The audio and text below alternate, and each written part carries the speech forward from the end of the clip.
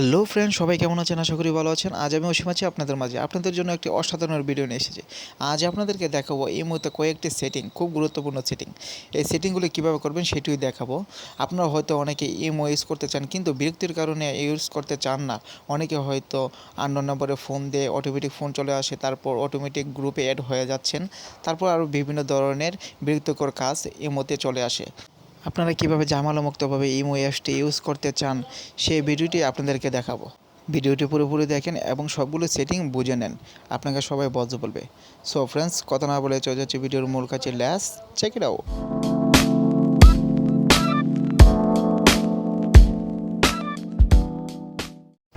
So friends, প্রথমেই আপনার imo অ্যাপসটি থাকতে হবে এবং এটি ওপেন করতে হবে।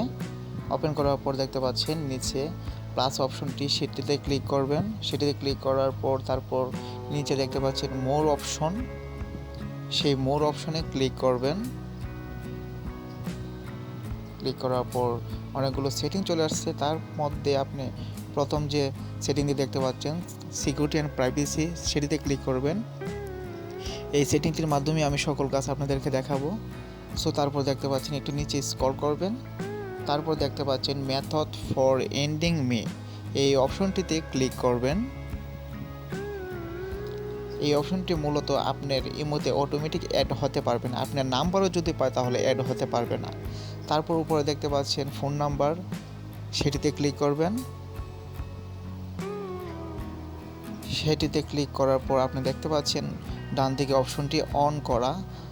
মূলত এই কাজটি হলো আপনার ইমোতে অ্যাড হয়ে যাবে। যদি সেটি অফ করে দেন তাহলে অ্যাড হতে পারবে না, আপনার নাম্বারটি পেয়ে গেলেও অ্যাড হতে পারবে না। যদি কাউকে অ্যাড করতে চান তাহলে সেটি অন করে আপনি তাকে বলবেন অ্যাড হতে, তাহলে অ্যাড হতে পারবে, এছাড়া অ্যাড হতে পারবে না। ঠিক এভাবেই এই কাজটি করবেন, সেটিংটি করবেন, তাহলে আপনাকে কেউ অ্যাড দিতে পারবে না। এখন আপনাদেরকে দেখাবো অটোমেটিক গ্রুপে জয়েন হয়ে যান, সেটি আর হবে না। আপনাদেরকে দেখাবো সেটি কিভাবে অফ করবেন। তারপর এই সেটিংয়ে চলে যাবেন। সেটিংয়ে চলে যাওয়ার পর দেখতে পাচ্ছেন গ্রুপ অপশনটি, সেটিতে ক্লিক করবেন। সেটিতে ক্লিক করার পর অনেকগুলো অপশন দেখতে পাচ্ছেন। মূলত প্রথম যে অপশনটি দেখতে পাচ্ছেন এভরিওয়ান, মানে সবাই আপনাকে অ্যাড করতে পারবে। তারপর মাই কন্ট্যাক্ট, তারপর কাস্টম, তারপর নোবডি যদি দেন তাহলে আপনাকে কেউ অ্যাড দিতে পারবে না, আপনারা দেখতে পাচ্ছেন। তারপর কাস্টমে যদি দেন আপনি মার্ক করে দিবেন আপনার চ্যাট লিস্টের, যাকে যাকে মার্ক করবেন সেটাই আপনাকে অ্যাড করতে পারবে, এছাড়া আর অ্যাড করতে পারবে না।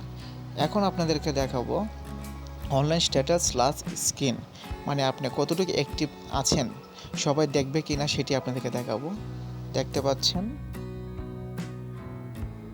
অনলাইনে আছে কিনা আপনাকে কেউ দেখতে পারবে না, আপনি কখন যাচ্ছেন কখন আসছেন।